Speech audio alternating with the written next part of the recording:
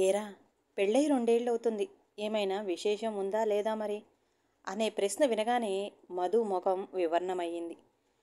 పెద్దాయన ప్రశ్నకి సమాధానంగా మధు నవ్వి ఊరుకున్నాడు. కానీ ఆ సమాధానంతో అతని ముందున్న పెద్దాయన సంతృప్తి పడలేదు. నిన్నేరా అడిగేది, నన్ను తాతని ఎప్పుడు చేస్తున్నావు అని మొదటి ప్రశ్నే తిప్పి ఇంకో రకంగా అడిగాడు. ఆ పెద్దాయన మధుకి పెదనాన్న వరస అవుతాడు. సమాధానం ఏం చెప్పాలా అని ఆలోచనలు పడ్డాడు మధు. అతని అదృష్టం బాగుండి వేరే వ్యక్తి వచ్చి ఆ పెదనాన్న వరస అయిన వ్యక్తిని ఏదో పని మీద పక్కకి తీసుకెళ్ళాడు. అతను అటు వెళ్ళగానే బతుకు జీవుడా అనుకుంటూ అదే ఫంక్షన్లో పక్కన ఉన్న మరో బ్యాచ్ వైపు కదిలాడు మధు. మధు ఒక మామూలు మధ్యతరగతి యువకుడు. పీజీ కంప్లీట్ చేసి ఒక చిన్న మార్కెటింగ్ జాబ్లో చేరాడు. చిన్న జీతంతో సాగిపోతున్న అతని జీవితంలో వేగంగా పెరిగింది అతని వయస్సు మాత్రమే. అతనికి 27 ఏళ్ళు ఉన్నప్పుడు అతని తండ్రి అతనికి పెళ్లి సంబంధాలు చూడటం మొదలుపెట్టాడు. తెలియకుండానే 2 ఏళ్ళు గడిచాయి. అతనికి 29 ఏళ్ళు వచ్చాయి. అతని తండ్రి ప్రయత్నాలు అలా ఉండంగా మధు మనసులో మాత్రం నాకొచ్చే జీతంతో నేను ఇంకో మనిషిని పోషించగలనా అని ఒకటే ఆలోచన నడుస్తుంది. నా ఆత్మీయులు అని మధు అనుకునే వాళ్ల ముందు అతని అనుమానం బయటపెట్టాడు. అంతా సెట్ అవుద్ది, ఏం ఆలోచించుకు, పెళ్లి చేసుకో అని అన్నారు.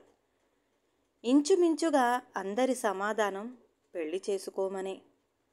బాగా చదువుకుంది, టీచర్గా ఆల్రెడీ ఉద్యోగం చేసింది.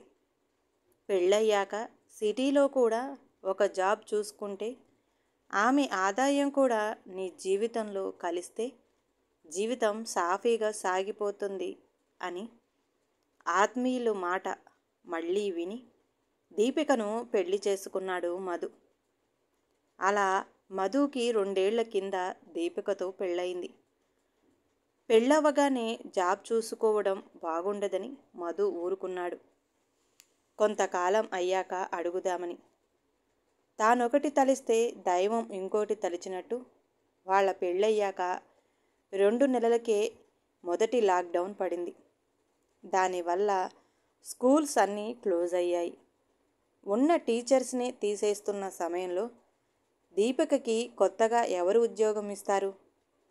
ఆ తర్వాత అంతా నార్మల్ అయ్యింది అని దీపిక కోసం మధు జాబ్ కోసం వెతుకుతున్నప్పుడు సెకండ్ లాక్డౌన్ పడింది. అతని జీవితం మీద అతనికే జాలి వేసింది.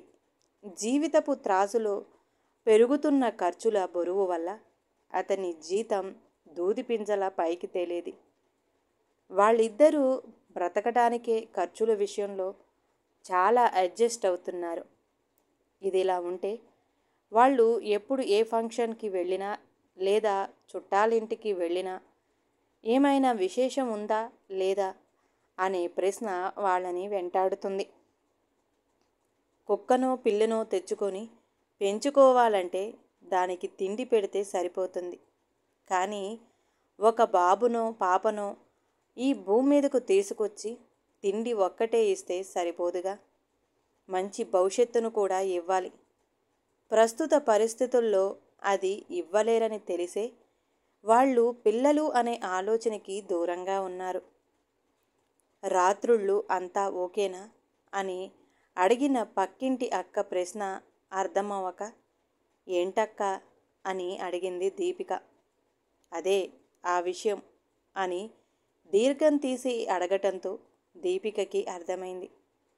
ఆమె అలా అడగటం దీపికకి ఇబ్బందిగా అనిపించింది. ఏం చెప్పాలో తెలియక నవ్వి ఊరుకుంది. భ్రమరం అని బాగా పేరున్న డాక్టర్. ఆయన చెయ్యి మంచిది. ముందు మాకు కూడా పిల్లలవ్వలేదు. ఆయన దగ్గర చూపించుకున్నాకే మా బుడ్డిగాడు పుట్టాడు అని సలహా ఇచ్చింది పక్కింటి అక్క. మేము ఆగుతున్నది సమస్య ఉండి కాదు, మేము నిర్ణయించుకున్నాం అని దీపిక నోరు తెరిచి చెప్పేలోపే, అయ్యో, ఇంట్లో పనంతా అలాగే ఉండిపోయింది, మళ్ళీ వస్తారా అనుకుంటూ లేచి వెళ్ళిపోయింది పక్కింటి అక్క. చదువు అవ్వగానే ఏం చేస్తున్నావురా అనే ప్రశ్న. ఏం చెయ్యట్లేదు అంటే, అలా అయితే ఎలారా, ఏదో ఒకటి చేసుకోవాలిగా అని సమాధానం. సరే అని ఏదో ఒక జాబ్ చూసుకొని చేరితే ఆ జీతంతో ఎలా బతుకుతావురా? సరేలే, ఏం చేస్తాం, ఏదో ఒకటి చేసుకోవాలిగా, చిన్నదో పెద్దదో కానివ్విక అని ఒక నిట్టూర్పు. జాబు రాగానే వయసైపోతుంది, పెళ్లి చేసుకోవా అని, పెళ్లి చేసుకున్నాక పిల్లలెప్పుడు అని, ఇలా ఒక మనిషి జీవితంలో ఎప్పుడు ఏది జరగాలో కూడా ఒక రకంగా సమాజమే నిర్ణయిస్తుంది అని సాగిపోతున్న మధు ఉపన్యాసాన్ని మధ్యలోనే ఆపాడు అతని ఫ్రెండ్ అజయ్. ఏదో ఎంజాయ్ కోసమని మందు తాగుదాం అన్నప్పుడల్లా, ఏందిరా నీ ఉపన్యాసం అన్నాడు చిరాగ్గా. ఉపన్యాసం కాదురా, అది నా అనుభవం. పిల్లలు పిల్లలు అంటారు కానీ, పిల్లలు పుడితే వాళ్ళని పోషించే పరిస్థితిలో నేనున్నానా లేదా అనే ఆలోచన ఉండదు వాళ్ళకి. మా ఫ్రెండ్ మేనమామ ఒకడు ఉన్నాడురా, వాడు ఇళ్ళకి పెయింటింగ్ వేస్తూ ఉంటాడు. వాడికి పెళ్ళయింది. వాడు మగాడని సమాజానికి ప్రూవ్ చేయడానికి ఇద్దరిని కన్నాడు. వాడు పక్కా తాగుబోతు. చేతిలో డబ్బులున్నన్ని రోజులు పనికిపోడు, తాగుతూ ఉంటాడు. అలాంటి మనిషి వాడు. వాడి పిల్లలకి సరైన బట్టలు ఉండవు, సరైన తిండి లేక బక్కగా ఉంటారు. ఎప్పుడు చూడు రోడ్డు మీదే తిరుగుతూ ఉంటారు ఆ పిల్లలు. స్కూల్ అన్న విషయమే వాళ్ళ జీవితంలో లేదు. వాళ్ళని కన్నందుకు వాళ్ళకి మంచి భవిష్యత్తు ఇవ్వడం వాడి బాధ్యత. అది ఇవ్వలేనప్పుడు పిల్లలను కనకూడదు అన్నది నా వాదన. చెప్పుకోవడానికి నేను చేసేది పేరున్న జాబే అయినా సంపాదన అంతంత మాత్రమే.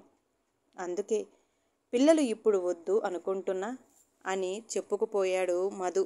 నేను ఆ విషయం నిన్ను అడగలేదు కదరా అని మధు మొత్తులో మాటలు తూలుతుండగా అన్నాడు అజయ్. నువ్వు అనలేదు. ఏమైనా విశేషం ఉందా అని అడిగిన వాళ్ళందరికీ నేను చెప్పాలి అనుకున్న సమాధానం ఇది. వాళ్ళకి చెప్పలేక నీకు చెప్పాను అని ముగించాడు మధు. ఆ తర్వాత ఇద్దరు స్నేహితులు ఎవరి ఇళ్లకు వాళ్ళు వెళ్ళిపోయారు. తెల్లారింది. టీ తెచ్చి మధుకి అందించి, రాత్రి జరిగింది గుర్తుందా అని అడిగింది దీపిక. ఆమె వైపు తిరిగి చూసి ఏమైంది అని అడిగాడు. అతనికి ఏం గుర్తు లేదని ఆమెకు అర్థమై, ఏం లేదు, అంత పెద్ద విషయం కాదు అని అంది. నెల గడిచింది. రింగ్ అవుతున్న ఫోన్ స్క్రీన్ మీద నాన్న అని చూసి లిఫ్ట్ చేశాడు మధు. రే, అర్జెంటుగా ఇంటికి రారా అన్న మాటలు వినపడి, ఇప్పుడు ఊరికెందుకు రావడం నాన్న, ఏమైంది అన్నాడు గాబరా పడుతూ. నీ మోకం, నువ్వు ఊరికి రావాల్సిన అవసరం లేదు. మేము సిటీకి వచ్చాం, ప్రస్తుతం నీ ఇంట్లోనే ఉన్నాం, రా అని సమాధానం విని ఇంటికి బయలుదేరాడు మధు. దారి మొత్తం ఆలోచనలే. అసలు ఇప్పుడెందుకు వచ్చారు? వచ్చారు కాబట్టి చికెనో మటనో తీసుకోవాలి. అసలే మంత్ ఎండ్, డబ్బులు కూడా ఎక్కువగా లేవు. ఇలా సాగుతున్న మధు ఆలోచనలు ముందు చూసుకొని నడుపు బే అని తన బైక్కి కట్ కొట్టి వెళ్ళినవాడు అరవడంతో ఈ లోకంలోకి వచ్చాడు.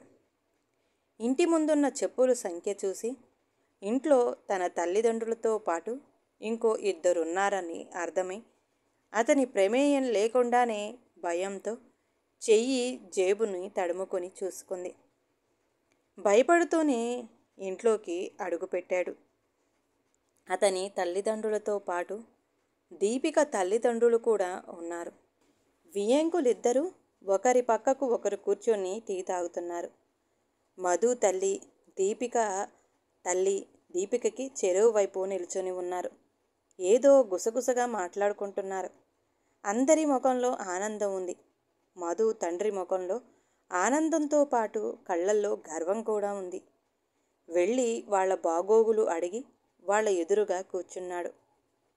ఎవ్వరూ మాట్లాడటం లేదు, ముసిముసి నవ్వులు తప్ప. అతనికి టీ తెచ్చి ఇచ్చిన దీపిక వంక చూసి విషయం ఏమిటన్నట్టుగా కళ్ళెగరేశాడు. ఆమె సమాధానం ఏమి ఇవ్వకుండా తల కిందకి వేసుకొని మళ్ళీ తల్లి దగ్గరికి వెళ్ళింది. మధుకి చాలా తికమకగా ఉంది. ఒకేసారి అమ్మా నాన్న అత్తామామ వచ్చేంత సందర్భం ఏంటా అని. అతన్ని గమనించిన అతని తల్లి దగ్గరగా వచ్చి, కంగ్రాట్స్ రా నాన్న, నాన్నవి కాబోతున్నావు అంది సంతోషంగా. ఆ మాటలు వినగానే ఏదో పదునైన బాణం గుండెకి గుచ్చుకున్నంత బాధ అయింది మధుకి. చెయ్యి వణికి చేతిలో ఉన్న కప్పులోని టీ అతని తొడ మీద పడటంతో అబ్బా అని అరిచాడు. వెంటనే దీపిక అతని దగ్గరికి వచ్చింది కప్పు అందుకోవడానికి. కానీ అప్పటికే మధు తల్లి ఆ కప్పు తీసుకొని వెళ్ళి, మధు ఆ ప్యాంటు మార్చుకో అంది కంగారుగా. తల్లి మాటలకి అక్కడి నుంచి యాంత్రికంగా లేచి బెడ్రూంలోకి నడిచాడు మధు. అతని వెనకే దీపిక కూడా వెళ్ళింది. మధు ప్యాంటు విప్పి లుంగీ కట్టుకున్నాడు. అప్పుడే దీపిక గదిలోకి వచ్చింది. ఆమెను చూడగానే మధు ముఖం కోపంతో ఎర్రబడింది. ఆమెని దగ్గరగా రమ్మని, నీకు చెప్పానుగా మనకి ఇప్పుడే పిల్లలు వద్దని, ఏంటిది అని అరిచాడు. ఆమె ఏం సమాధానం చెప్పలేదు. నిన్నే అడిగేది అని ఇంకా గట్టిగా అరిచాడు. నెల కింద మీరు తాగొచ్చినప్పుడు నేను చెప్తున్నా వినకుండా, ప్రొటెక్షన్ లేకుండా మీరు చేశారు అని తల కిందకి వేసుకొని సమాధానమిచ్చింది దీపిక. తప్పు అతనిదే అని అర్థమవడంతో ఒక్క క్షణం అతని నోటి నుంచి మాట రాలేదు. కానీ వెంటనే అతనిలోని ఈగో మేలుకొని, సరే నేనంటే తాగున్నాను, నువ్వు నార్మల్గానే ఉన్నావుగా, నన్ను ఆపొచ్చుగా. సరే ఆ రాత్రి నేను నీ మాట వినలేదు అనుకో, ఆ తర్వాత రోజైనా ప్రెగ్నెంట్ అవ్వకుండా నువ్వు ట్యాబ్లెట్ వేసుకోవచ్చుగా అన్నాడు అదే కోపం మెయింటైన్ చేస్తూ. ఆ మాటలకి తల ఎత్తి చూసింది దీపిక, సూటిగా అతని కళ్ళల్లోకి చూస్తూ. అప్పటికే పక్కింటి అక్క అడిగింది ప్రాబ్లం ఏమైనా ఉంటే డాక్టర్కి చూపించుకోండి అని. ఆ అక్క అనే కాదు, మీ చుట్టాల్లో కూడా చాలామంది అడిగారు ఏవైనా ప్రాబ్లం ఉందా అని. ఇంకొన్ని రోజులు మనం ఇలాగే ఉంటే ప్రాబ్లం ఉందా అని అడగరు, ప్రాబ్లం ఉంది అని కన్ఫర్మ్ చేసేస్తారు. ఇన్ని రోజులు మీరు చెప్పింది విన్నాను, ఈ విషయంలో మాత్రం ఇక వినేది లేదు అని గబగబా అప్పచెప్పి అక్కడి నుంచి వెళ్ళిపోయింది దీపిక. ఆమె మాటలకి మధు నిశ్చేష్టుడయ్యాడు. తెలియకుండానే బెడ్లో కూలబడి కూర్చున్నాడు. ఆమె వెళ్ళిన వైపే చూస్తూ ఉండంగా ప్యాంటులో నుంచి పడిపోయిన 100 రూపాయల నోటు గాలికి ఆడుతూ కనిపించింది.